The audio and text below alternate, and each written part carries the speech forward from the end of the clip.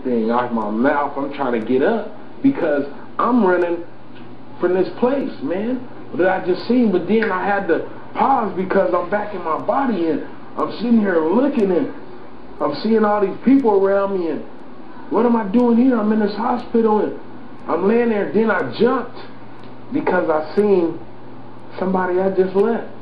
What are you doing here? My mother. She was the last person I saw when I left Weed, California. But the first person I recognized when I woke up. She was standing in a corner and it scared me. It scared me. You know what I'm saying? This experience scared me. You know, it was like, who the first person a child sees when they come into this world? Alright. It was a mother. You know, that was the last person I was to see when I left. But the first person I would see when God gave me my life back. You know, and that man, it scared me. And then I came to find out that 5 days had left out of my life. I was not here for 5 days, but it seemed like seconds because I was only experiencing that for seconds. You know, just an experience. But that's where the Word of God tells us that a day to God is 1,000 years to men.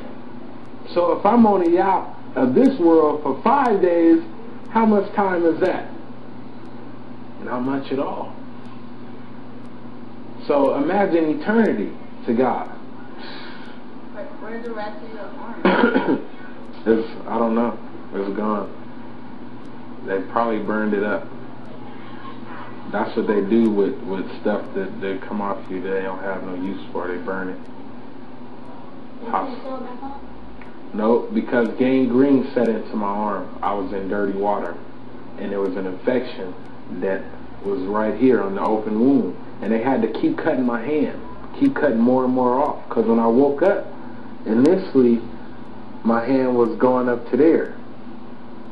That was what came out off in the accident. And then when I woke up, I had that much. When I first came to, I had half of a forearm. But then they told me, Mr. Williams, we're going to have to cut more off because the gangrene is spreading towards your heart. And if we don't cut it off, you're going to die here. You know, and I was tired. I was like, man, y'all not cutting me no more. My dad looked at me and said, son, if you don't let them take it off, you're going to die. You know what I'm saying? But just, you know, it had to come off. You know, and it was like God said right here. It was offensive.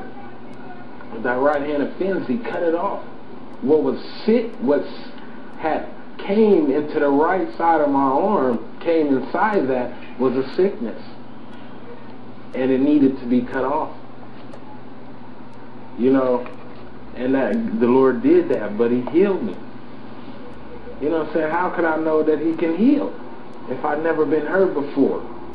If you never lost your life, how could you know that he's the giver of life if you never give it back? So you guys haven't had that type of experience yet. But you're looking at a person that has. So there is no excuse for you guys. Because how close is Brother Tyrone to you guys? Nothing but a touch away. You guys know me. Everybody know me. I done cut most of everybody's hair in here. So there is no excuse for you in life now. Because you learned at an early age that God is real, his word is true, there is a heaven and there is a hell.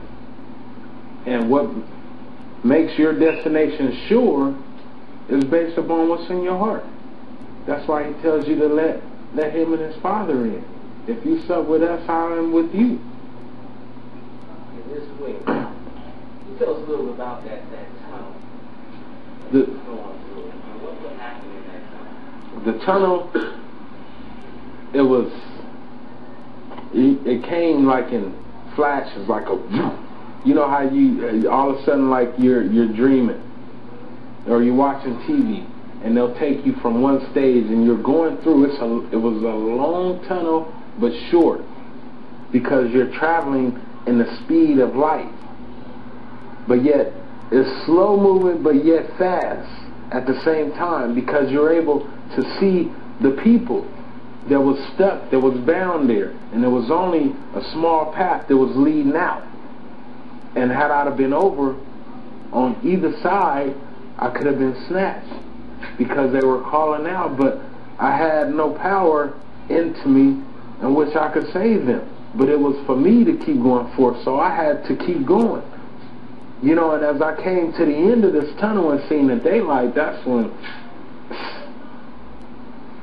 it was like, man, it was a breakthrough. For you to be inside the earth, man, eternal darkness forever, and all of a sudden God to give you a second chance. I don't care how much people's getting paid on earth. There is no amount that could cover that.